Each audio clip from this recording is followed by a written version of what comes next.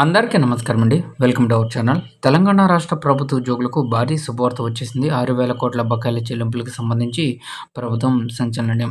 ఈ వీడియోలో వీటి గురించి పూర్తి వివరాలైతే తెలుసుకుందాం. ముందుగా వీడియోని సపోర్ట్ చేసే వారందరూ కూడా వీడియోని ఒక లైక్ చేసి మీ తోటి ఉద్యోగ మిత్రులకు వీడియోని అయితే షేర్ చేయండి. ఛానల్‌ని ఫస్ట్ కనుక విజిట్ చేసినట్లయితే తప్పనిసరిగా సబ్స్క్రైబ్ చేసుకొని పక్కనే ఉండే బెల్ సింబల్‌ని యాక్టివేట్ చేసుకోండి. తెలంగాణ గవర్నమెంట్ ఎంప్లాయీస్‌కి సంబంధించి భారీ శుభవార్త. బకాయిల సొమ్ము 6,000 కోట్లు విడుదల చేయడం జరిగింది. తెలంగాణ ప్రజాప్రభుత్వం ఉద్యోగులకు ఇచ్చిన హామీని నిలబెట్టుకుంటూ తన చిత్తశుద్ధిని చాటుకుంది.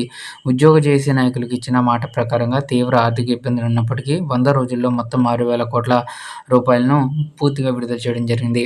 ముఖ్యమంత్రి రేవంత్ రెడ్డి, ఉప ముఖ్యమంత్రి మల్లుభట్టి విక్రమార్క స్పష్టమైన ఆదేశాల మేరకు ఆర్థిక శాఖ ముఖ్య కార్యదర్శి సందీప్ కుమార్ సుల్తానియా గురువారం మరో 2,000 కోట్లను విడుదల చేయడం జరిగింది. ఈ బకాయిల చెల్లింపుల ప్రక్రియను ప్రభుత్వం 3 విడతల్లో పూర్తి చేసింది.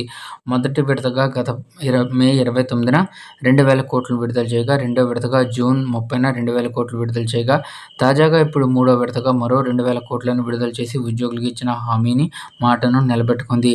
ఈ నిధుల విడుదలతో విశ్రాంత ఉద్యోగులకు సుదీర్ఘకాలంగా పెండింగ్‌లో ఉన్న కమ్యుటేషన్ బకాయిలన్నీ పూర్తిగా చెల్లించబడ్డాయి. కాగా పదవీ విరమణ పొందిన సిబ్బంది సంక్షేమానికి తమ ప్రభుత్వం అత్యంత ప్రాధాన్యత ఇస్తుందని, మిగిలిన ఇతర బకాయిలను కూడా రాబోయే రోజుల్లో ఇదే రీతిలో క్రమపద్ధతిలో క్లియర్ చేస్తామని ఆర్థిక శాఖ స్పష్టమైన